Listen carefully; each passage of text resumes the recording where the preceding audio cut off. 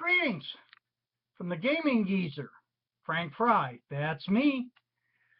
Today is my 66th birthday. That's right, the double sixes. Wowzers. What I'm wearing is the really neat Glengarry bonnet that my beautiful and loving wife, Mame, bought for me for my birthday. Goes with my kilt. I was thinking today about various milestones. My 21st birthday, I had a little under 3 weeks left for my tour of Vietnam. I remember going to Saigon. I remember probably picking up what's now referred to as NSU, nonspecific urethritis, which is basically like a runny nose, except it's further south. Was quickly cured by some penicillin injections, and I was okay. Although I thought it was quite appropriate that for my 21st birthday in Vietnam, what did I get? I got to clap. And not that kind. Suffice to say, that kind of sums up my experiences, I suppose. For my 21st birthday. And I look back on that because I was now legally able to vote and legally able to drink. I just spent almost a year in an effing war zone, but I was now legally able to vote. So, I did. I registered Republican and have been so ever since. Just a considerably different one nowadays than the ones you will find on the national stage. Okay, enough of that. Also, what I find amazing is at the age of 66, just how much role-playing games in general have changed. Now, I got into role-playing games probably by my 30th birthday, which was in 1978. That actually got into them a little earlier, but that's as good a starting point as any. Things were very different back then. They were kind of exotic critters. They were stapled, looked almost in some instances like mimeographed books. And in many respects, they were very mechanistic, if you will. At least I found them to be, as they were basically outgrowths of the war games that they actually grew out of. Because the first really popular one, Dungeons and Dragons, actually grew out of the old war game of chainmail. So time cruised onward by my little after, I probably think it's my 42nd birthday, say 1990, 91. Oh, wait, it would be before that you really, I think, started getting into the storytelling aspect really heavily. It started with a game called Ars Magica, or Ars Magica, as I probably horribly mangled it. It was an emphasis on storytelling. Not so much mechanics, but storytelling. And it went further on. Call of Cthulhu was another one. Although characters tended to be a little one-dimensional, somebody figured, hey, I'm either going to, the character's either going to die or go crazy. Okay.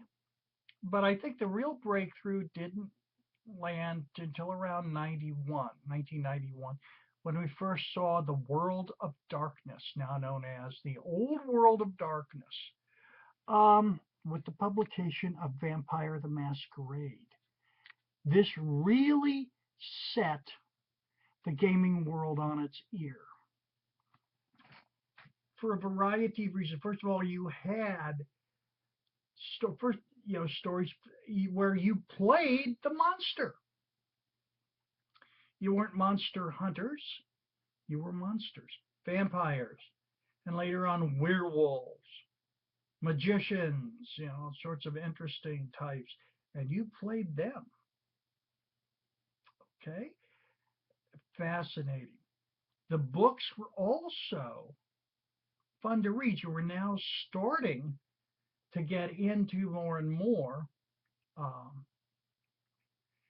RPGs as literature, just reading the gaming material. It'd be a great deal of fun.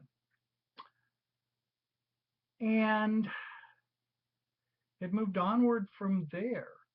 World of Darkness was the big one. And it kept evolving. The graphics, for one thing. You look at games today and they're gorgeous. They're beautifully produced. Graphics and artwork are just amazing. Probably because they're competing with the other very, very game-changing development, computers, the internet, video games. Yeah, those have had an enormous impact. I don't think we fully realize that impact even now. At least I haven't, probably because I'm a gaming geezer. When I first started gaming, computers were these really bizarro, large, arcane machines that sat in rooms and went clickety-clack, I think, and figured out how to take over the world. But in all honesty, no, they were very esoteric. Now, of course, I'm speaking through one. I have one on my desk. My wife has both a laptop and a netbook. So there you go. I mean, it's become every day. But the impact, I think, the greatest impact was and still is the internet. Because now I'm not really limited in who I game with.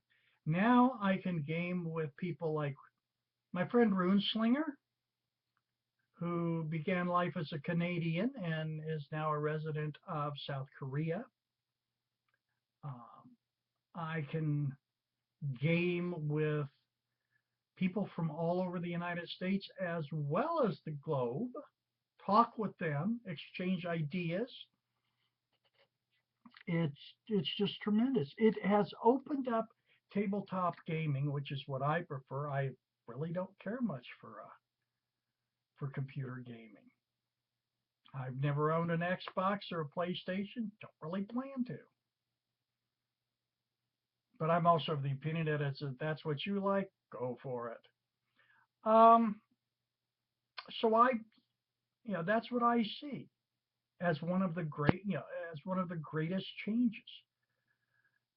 It also impacts how we buy our games. I bought a lot of PDFs from Drive-Thru RPG. A lot of times I'll buy the PDF, I'll look through that and go, I think I really want this one. So I'll buy the hardback book to go up on the shelf for use on the gaming table. Then also, it's also impacted my other favorite gaming hobby, historical miniatures.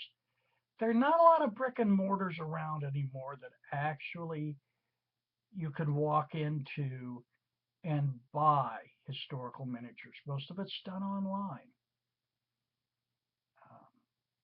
I'm sure, there are stores that you can, but they are actually few and far between.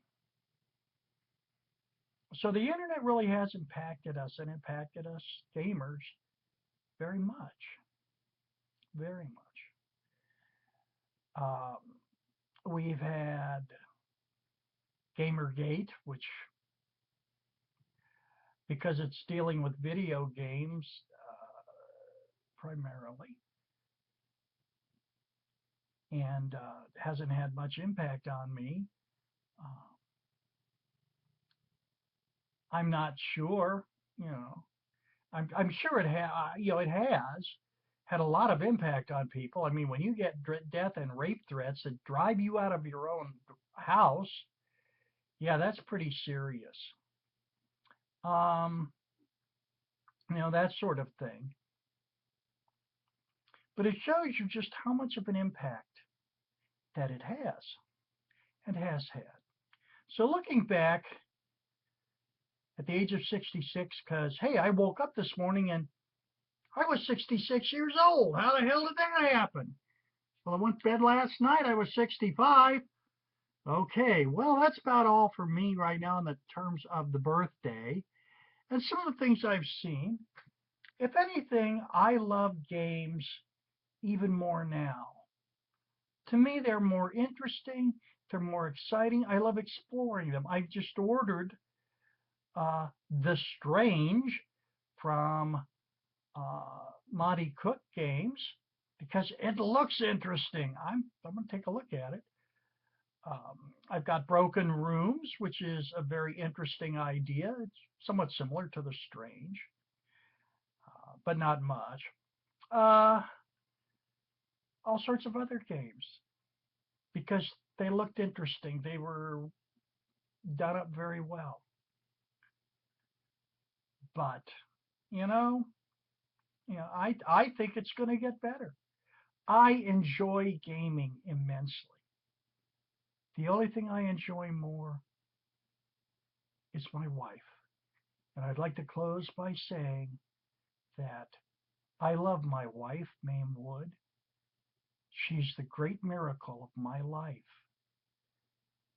She is just tremendous.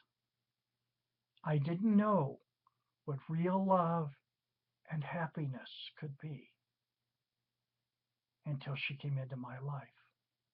I love you, darling. And thank you for the Glengarry bonnet. Thank you for the red velvet birthday cake. Thank you for everything. I love you more than I love gaming. And that's saying a lot.